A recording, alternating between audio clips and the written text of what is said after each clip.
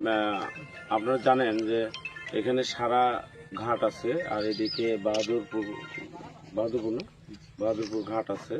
এই দুই ঘাটের মাঝখানে যে চ্যানেল আছে এই চ্যানেল দিয়ে কিছু লোকজন বিভিন্ন জায়গা থেকে বালি উত্তোলন করে নিয়ে নিয়ে যায় আর কি।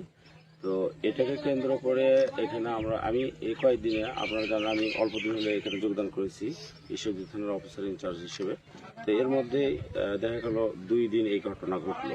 তো আমরা ইতিপূর্বে যে ঘটনা ঘটেছে সেই ঘটনায় এজাহার পেয়েছি এবং মামলা নিয়েছি এবং এটা তদন্ত করছেন নৌ পুলিশ ফাঁড়ির অফিসার।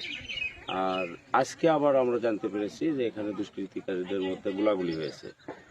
এটা আমার সিনিয়র কর্তৃপক্ষ জানার পর আমাদেরকে দেখতে পাচ্ছেন যেখানে বাংলাদেশ সেনাবাহিনীর সদস্য আছেন, র্যাব আছেন, তারপর নৌ পুলিশ আছেন এবং আমাদের ঈশ্বরদী পুলিশ আছে, থানা পুলিশ আছেন।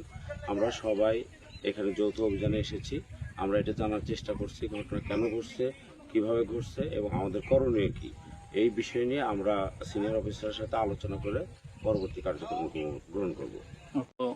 এরিয়া অনেক দূর পর্যন্ত, লালপুর থেকে শুরু করে আমার সীমানা কুকসা পর্যন্ত এই দীর্ঘ নৌপথ আমরা প্রতিদিনই টহল রাখি। এই 2-3 দিনের মধ্যে যে ঘটনাগুলো ঘটতেছে এটা হচ্ছে নদী কেন্দ্রিক। এটা হচ্ছে লালপুর থানাধীন দিয়ার বাহাদুরপুর একটা বালুমাল ইজারা হয়েছে। সেই ইজারা থেকে যারা বালু নিয়ে যাওয়ার সময় অনাকাঙ্ক্ষিত কিছু ঘটনা ঘটতেছে।